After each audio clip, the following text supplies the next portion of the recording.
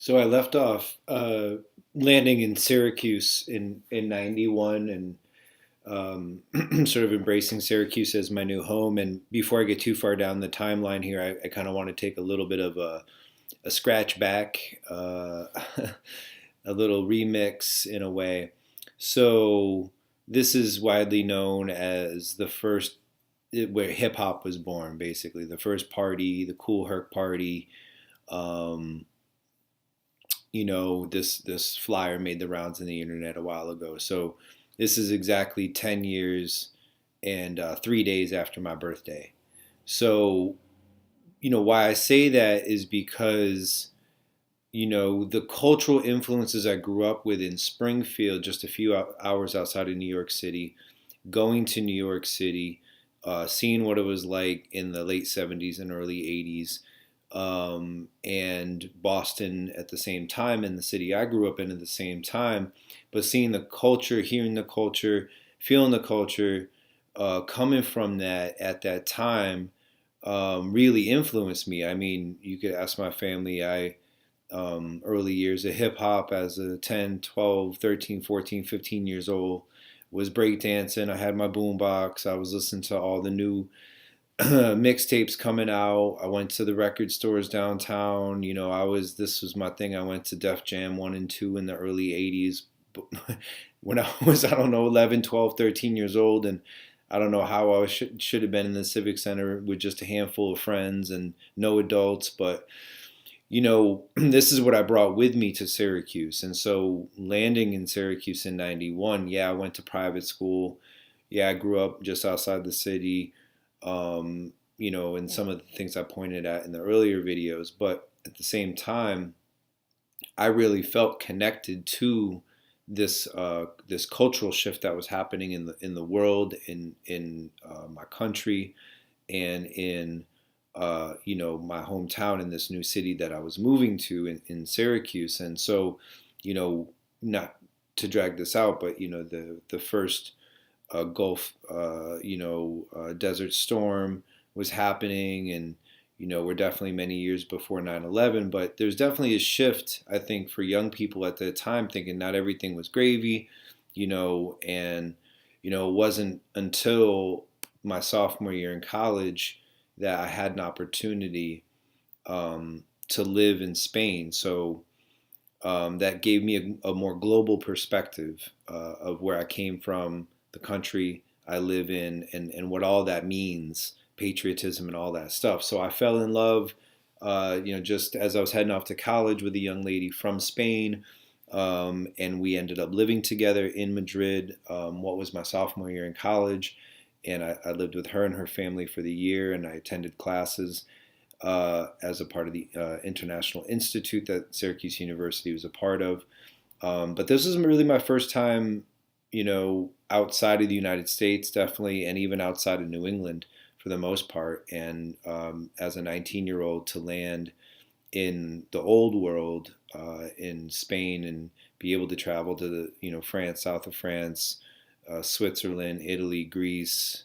It was for me just mind blowing. It was cultural shifting. It was eye opening. It was to soak in another language, to articulate myself in another language, to live there at a time in 1992 that was just one generation removed from Franco's dictatorship. So when I was living there, it was still very traditional Spain, very traditional nightlife, music, culture, fashion.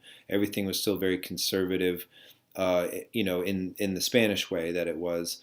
And then I went back 10 years later in the early 2000s, and it was cosmopolitan, it was metropolitan. There was mohawks and tattoos and hip hop and shops from all over, food from all over, nightlife from all over, and just to see such an amazing change of culture in just 10 years was again another amazing experience for me. But I was blessed to live there at a time that I felt maybe in looking back was sort of the last vestiges of authentic España, and before it really kind of opened its borders and rediscovered itself in many ways. It's a vibrant, beautiful place, and the people are. I love this community, this culture, these people, everything about it. Um, I count my blessings that I had the experience that I had here. And so for me, reconnecting with my roots of art, culture, expression, architecture, city planning, traveling abroad, doing Eurorail, taking public transportation everywhere, walking everywhere, having super local needs all around me, having an apartment downtown where I can go to a bodega, go to a bakery, go to a chocolate shop, go to a cafe, go to a pub within walking distance.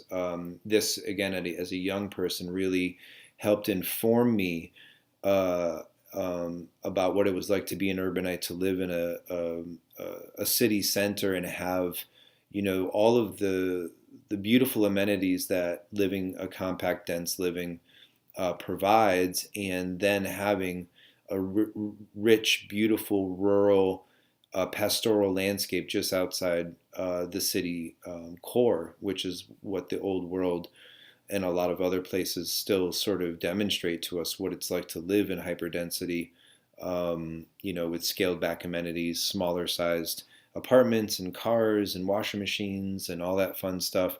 But what they gain is all of these assets, these plazas, these city streets, these quality of life environments that they have with the parks that are around and all the architecture and it's a different way of thinking. It's a different way of organizing people than if you grew up in the Western Hemisphere, which everything is really spread out.